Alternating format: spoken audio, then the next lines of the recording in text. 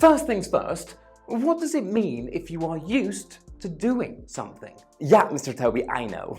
It means that you did something regularly in the past, but you don't do it now.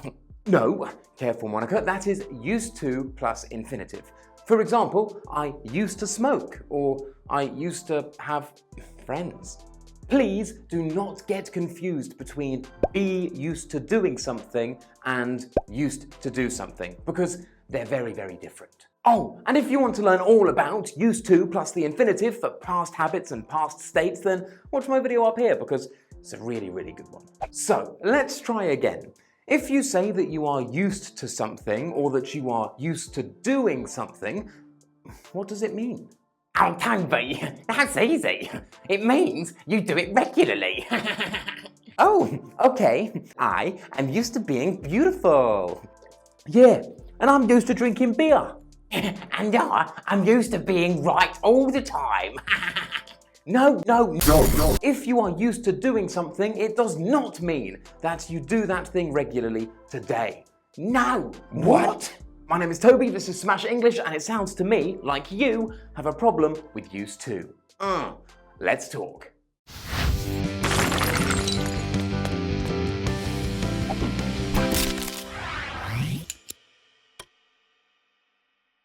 Oh, bloody hell, it is boiling today. Oh my God, guys, come on, quit complaining. It's not so bad. Oh, Monica, what are you talking about? This is hell on earth. It's 35 degrees today. Well, Bruce, I'm not poor like you. Yeah, I grew up in California, so I'm used to it. This is a perfect example.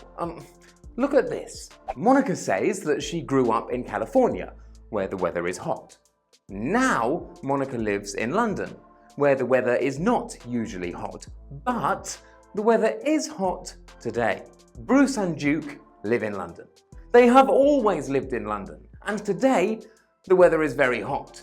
The weather is not usually hot in London, and so Bruce and Duke find this very difficult to deal with.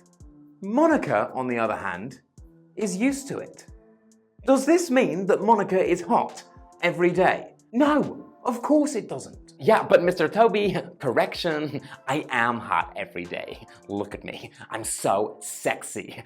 No, Monica, shut up. Instead, Monica is saying something is not a problem for her because of her experience with it in the past.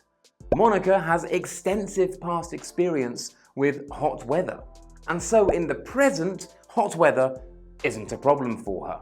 And that is what being used to something means. It means you've had a lot of past experience with something, and so because of that, that thing is not a problem for you in the present. Got it? Yes, Toby, I understand. Great. So, let's take a look at the grammar quickly. We have subject plus be plus used to plus an object or gerund. So, let's look at some examples. Bruce drinks so much. If I drank as much as Bruce, I'd vomit. But he doesn't because he's used to drinking 10 beers a day. Bruce is used to drinking 10 beers a day. Bruce is the subject. Then we have our auxiliary verb, be, followed by used to, followed by the gerund. Remember here that to is not part of an infinitive. It is a preposition. So, after to, we always need a gerund or an object. Remember, this sentence does not mean that now Bruce drinks 10 beers a day. Maybe he does, we don't know. The sentence does not give us any information about Bruce's current habits. In fact, this sentence just means that Bruce drank a lot in the past, and so in the present, drinking 10 beers in a day isn't a problem for him. Yes, Toby. In fact, I'll no longer drink 10 beers a day. I'll drink 9 beers a day. And this is very difficult for me because I'm not used to drinking 9 beers a day. I'm used to drinking 10 beers a day. Yeah, exactly, Bruce. Is that your 10th beer? Yeah, well, I told you it was hard, didn't I? Oh, Bruce. So remember, If you are used to something or used to doing something, it means that thing is not a problem for you because of your past experience with it. However, having extensive past experience of something does not necessarily mean that you are used to it.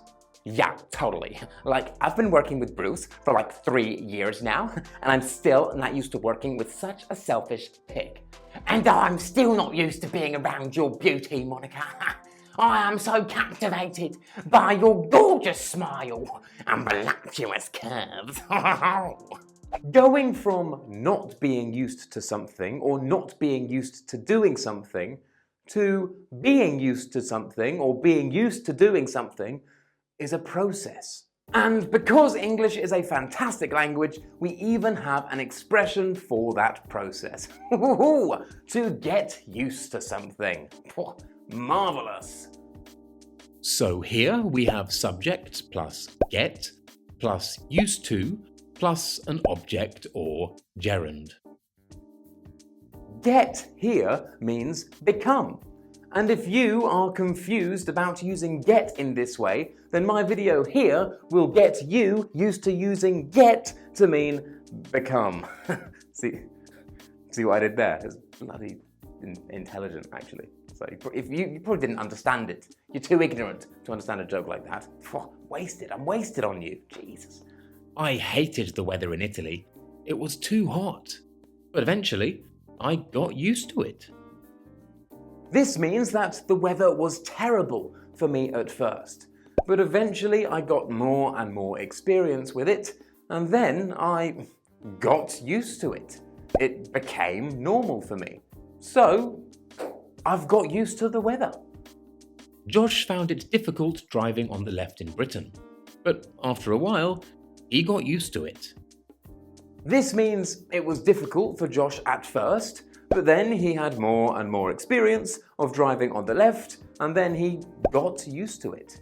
It became normal for him. So, do we have any more examples? At first, I was a bit self-conscious about being on camera. Monica, what are you talking about? No, you were not. Shut up, Bruce. I'm trying to give an example from Mr. Toby. At first, I was a bit self-conscious about being on camera, but Mr. Toby made me feel so comfortable, and eventually I just got used to it. Okay, right, yeah, that one sounded really weird. Don't repeat that one. Do I make you feel comfortable, Monica? Ew, no.